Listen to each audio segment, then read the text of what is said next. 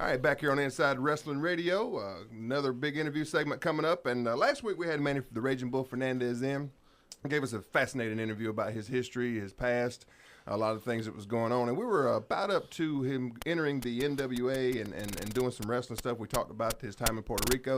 But he's back this week, and we're just thrilled to have him. And again, Manny, welcome back to Inside Wrestling Radio. Ricky, it's a pleasure to be here with you and Charlie and having fun. We really do just appreciate you coming in and you helping us out here. I think last time you were here, I think we left off. We were talking about your time over in Puerto Rico and you running out. And getting out of there. Get out of there, my U.S. Air. Yeah, getting out of there real quick and getting back to the United States. And what was the aftermath of that whole deal? Was anything ever come of that more, or was it just kind of left there? It was just left there. It was dropped there because they knew I wasn't going to come back to Puerto Rico. You know, I had no reason to go back there. I thought I'd done what I had to do. Yeah. You know, and I, never touched base with them again. They never touched base with me again, so it didn't matter. Sure. It didn't matter. And then how long after that did you move into the NWA and later WCW and all that? How did all that come about? Well, actually, the NWA started when right after I started business. Terry and Dickie sent me to Florida for NWA, for Eddie Graham down in Florida Championship Wrestling. Yeah. And that's where most of my career got set because of the great wrestlers they had down there. I got a chance and an opportunity. The thing about today's, Ricky, is today a lot of the guys, they were the great workers that would set up a young kid and teach him the ropes, teach him how to work, the ins and psychology of the business, are not around anymore. Yeah. See, I came into an era, it's like, Terry Funk wrote the foreword in my book. Is that right? And he actually wrote it by pencil. Oh, is that in right? a day and era where everything's computer. Typing everything, he wrote it by hand and by two whatever that pencil Number 2 pencil. Number 2 pencil. And the greatest thing about that is when he talks about that and what he explains to people about me is I made everything so serious that it was believable. Sure. And everything to me had to be perfect. I was a perfectionist. Yeah. Even though I did it 99.9% of the time, sometimes it's goof. But that's your normal. Yeah. But this guy was the guy that put me on the map in NWA when he told Dusty Rhodes that day that he would only drop the Florida heavyweight title to me. Wow. And I'd only been in the business 8 months. That's a huge bump for you. Oh God, it was a huge boost in my career, and that's where actually I took off with NWA. And of course, once that happened, Eddie Graham saw the attraction and the draw because we were selling out everywhere. That's when he gave me opportunities to wrestle Harley Race. And the first time I met Harley Race, who to me is one of the greatest champions I ever wrestled besides Jack Briscoe. Yeah. I mean, Ric Flair couldn't hold a candle to Harley Race, trust me. Yeah. I wrestled this man so many times. And the first time I wrestled him, I was so scared in Bayfront Center. It was so packed to turn because all the Latins came out, in Florida. Yeah. All the Latin community, Sure, yeah. And they had to turn away 3,000-4,000 people. Unbelievable. The fire marshal wouldn't let them put no more in. Yeah. And I was so scared and nervous that nobody would talk to me the whole time. And in the dressing room, Jack and Jerry Briscoe used to rib me a lot, tease me because I was a kid. Yeah. And they'd do all these things. And they teased me by not saying a word. Finally, the semi-main was Dusty and Killer Khan or somebody like that. Uh-huh. And they finally came back to talk to me, Eddie Graham and Dusty.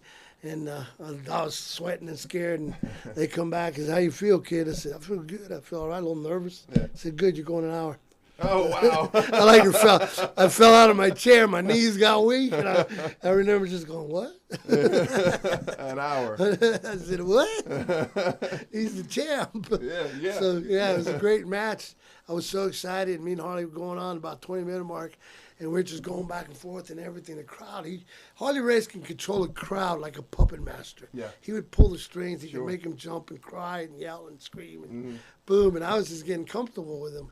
And I remember just going, he's asking me, "What's your finish, kid?" I said, "The flying burrito." So I went for the flying burrito, and I hit it. I was so excited. I went so high. I cleared the whole ring and hardly landed head first on the pavement. It was out for 2 days. No way. Yeah. I was out for 2 days.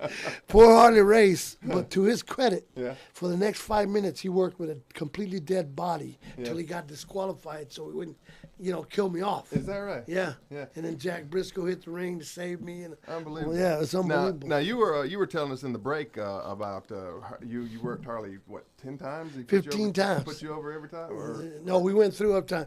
2 of those times were 90 minutes. Wow. We went from hours to 90 minutes, and one of them was Miami, Florida in the summer. Wow. And we went 90 minutes. It was hot. Yeah. It was hot. But we did such a great finish, and it packed in Miami. And you know, in Miami's where all the Latins are. Yeah. You know, everybody's there. Yeah. And it was so packed. We did this great finish where I go to suplex him. He kicks a turnbuckle. We both land on our shoulders, and he starts counting. Frenchie counts 3.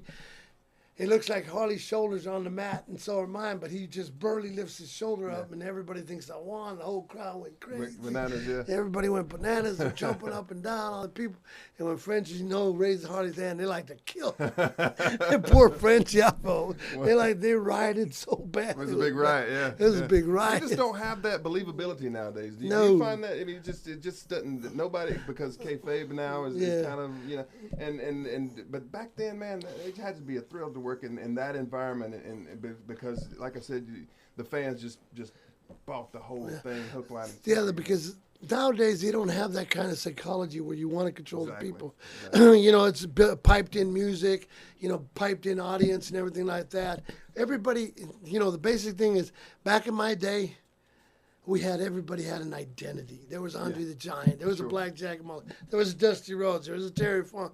Everybody had a different identity. Haystack Calhoun. Yeah. Everybody had an identity. Sure. Now everybody's a clone. Yeah. Just look at them. They're all cloned. They all do the same thing. They all look alike and act alike. Yeah, and they all want to be either everybody wants to be a Hardy, which, there's only 1 or 2 of them. Sure. So you got to be yourself. In this business, when I started, and Dickie Murdoch broke me in, Tommy says, you can take a little piece of everybody, but make it yours. Right. Don't cheat and be somebody else. Yeah. Make that yours. Because that's cheap. Yeah. You can be yourself and do your thing. And that's one thing about you and watching some of your older tapes and stuff like that. I mean, you always had that identity. When you hit the ring, you knew it was going to be an intense and it was going to be almost a fight. Yeah. And your work was always so crisp and sharp. And I think that's to your credit, really got you over.